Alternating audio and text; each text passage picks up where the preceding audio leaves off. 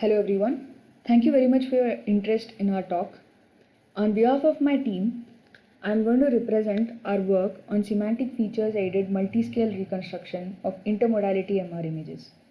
All of our team members are affiliated with Indian Institute of Technology, Mandi. Let's see our problem statement.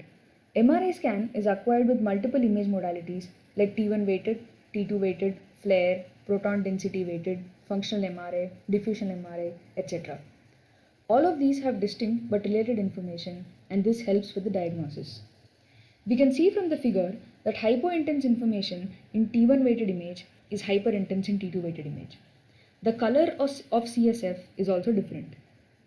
If infection is clearly visible in one modality, lesion may be clearly visible in another. However, sequentially acquiring all these images makes it a very time-taking process.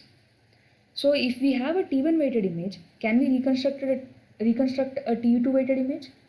The underlying structure of the brain is the same in both the cases. So can we learn a mapping between both the modalities? Why are we motivated to solve this problem? What purpose does it serve? T2 weighted images require a much longer time to acquire as compared to T1 weighted images, which makes the acquisition process longer. Typically, it takes 8 times long. This arises discomfort in patients, especially in the older, sicker, and the children. They are required to stay still during the entire duration. Failing to do so, patients will be asked to take multiple scans.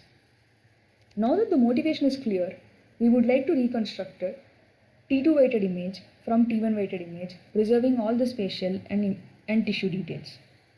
All the slices of the brain can be reconstructed in approximately 45 seconds.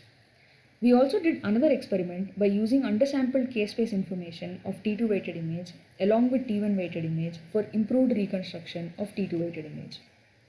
What is undersampled k-space anyway? Undersampled images can be acquired faster usually than fully sampled images.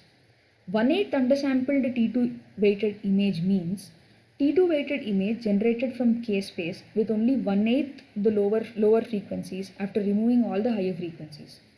We can acquire undersampled images of any fraction in the same manner. Higher the denominator, quality of the image gets worsened as seen in the figure. We'll be using deep learning technique to solve this image transformation problem. We will train our neural network with a lot of data of both modalities to learn the mapping between both the representations. For this problem, we use two publicly available datasets as shown here. This is our network layout. The proposed network consists of two major modules, namely DAM, Domain Adaptation Module, and Reconstruction Module.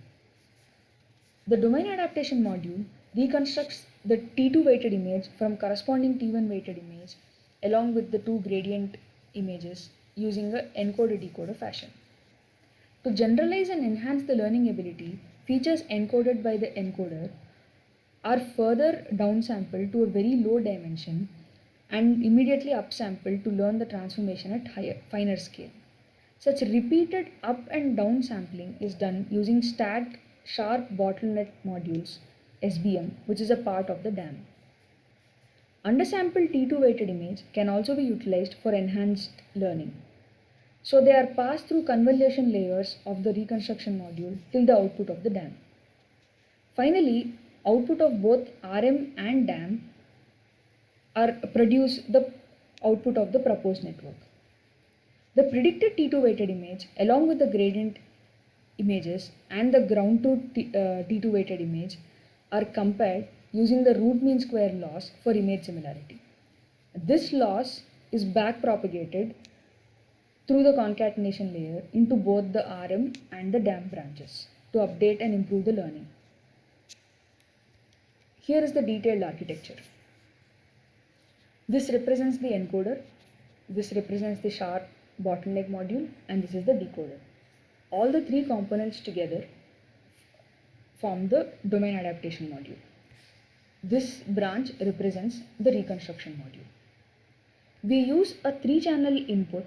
One channel contains the intensities of T1 weighted image and the other 2 channels contain the gradients of the first channel in both the orthogonal X and Y directions. Using only the DAM while yielding good quality reconstruction of T2 weighted image. It does not in any way involve using prior information about appearance of T2 weighted image. To incorporate the use of such prior information, we propose to augment DAM with reconstruction module. In some sense, the RM can play a role of regularizing the optimization of DAM to learn a better transformation. SBM, which downsamples and upsamples the feature is arranged in cascaded fashion to reevaluate the significance of the obtained features at relatively global level. Since MR images possess largely similar structure, using two bottleneck modules is sufficient.